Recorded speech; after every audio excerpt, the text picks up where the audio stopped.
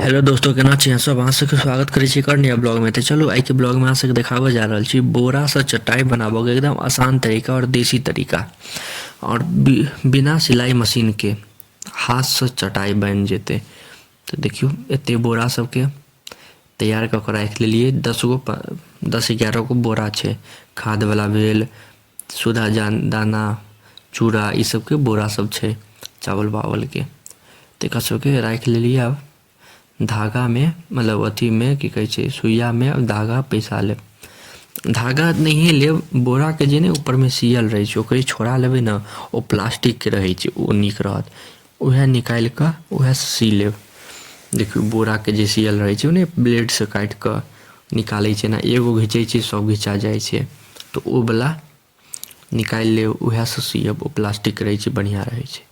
तो देखियो पहले एगो दोसर में बोरा एगो एगो सियै छी। अहाँ सबके एक एक कऽ सब बतायब केना बनेबै चटाई से।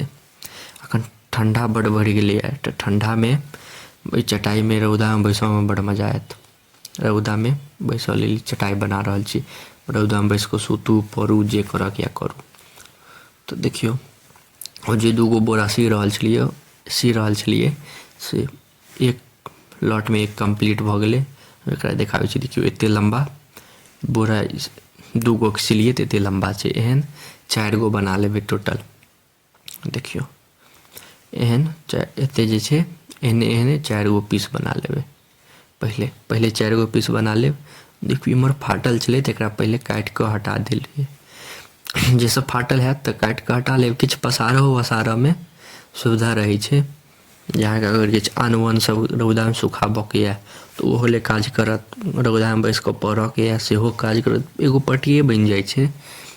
रौदा में बैस कऽ पढ़ऽ के यऽ, रौदा में बैस कऽ सुतऽ के यऽ, रौदा में बैसऽ के यऽ, जे रौदा में तेल लगाबऽ के यऽ, जे करऽ के यऽ सब भऽ जायत ई चटाई पर।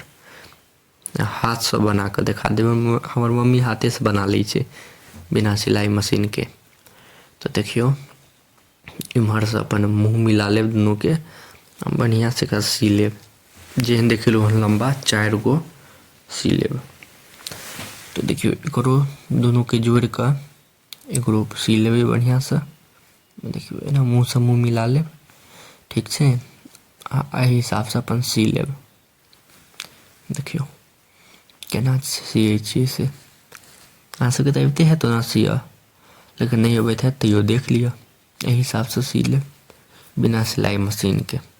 इहो एगो तैयार भऽ गेलै। एहन 4 गो तैयार कऽ लेबै, फिर चारू के एक साथ सी लेबै। देखियो एहन 2 गो तैयार भऽ गेलै, 2 गो और तैयार हेतै आ फिर ओकर बाद चारू के एना सिया जेतै। देखियो हम कनिक बाहर चलि गेल रहियै, ताबत तक इम्हर तैयार भऽ गेलै तऽ सियऽ लगलै मम्मी। तो देखियो एगो ई लॉट, एगो लंबा, दोसर आ ई तेसर, 3 गो तैयार कऽ देलकै। अभी चारिम जे छै एकरो एहिमे सी देतै। देखलिए तऽ ई लंबा चौड़ा बढ़िया चटाई बनि गेलै। अब ई जे चारम छै एकरो बढ़िया से एहिमे सिया जेतै तऽ 1 नंबर बनि जेतै। तो देखियो एकरा एहि पर आराम से धऽ कऽ एना लंबा लंबी कनिक टाइम लागत एहिमे, तऽ कनिक आराम से बैस लेब। बैस कऽ समय निकालि लेब बढ़िया से। सब सामान सब, बोरा, धागा, सुइया ई सब राखि लेब, आराम से सियब। तो देखियो एना लंबा लंबी कऽ लेबै, सबके मुँह से मुँह मिला देबै। ओहिके बाद बढ़िया से सी लेब जे कतौ किछु छूटै नहि। देखियो एहि हिसाब से, जे हिसाब से देखाबै छी अहाँके ओहि हिसाब से सी लेब। अब देखियो तैयार भऽ गेलै। 4 गो जे छलै लंबा लंबा पट्टी, चारू के सी देलिए। बढ़िया से चटाई, बोरा के चटाई बनि कऽ तैयार भऽ गेल। एहि पर अहाँके जे किछु करऽ के यऽ कऽ सकै छी।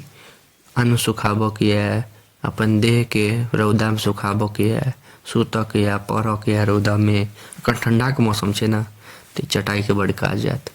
देखियो कते लंबा चौड़ा भेलै। 1 2 3 ई तेसर आ चारम, 4 गो लंबा लंबी एहन छलै, ओकरा सी देलिए एक लगा कऽ, बनि गेलै। बहुत आसान छलै। कनिक टाइम लागत सियऽ में, हाथ से सियऽ में कनिक टाइम लगै छै, तऽ कनिक टाइम देबै तऽ भऽ जेतै।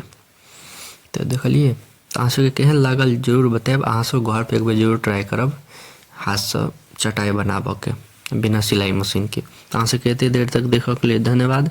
नीक लागे तो लाइक कमेंट शेयर सब्सक्राइब जरूर करब। मिलै छी अहाँ सबसे अगला नेक्स्ट ब्लॉग में।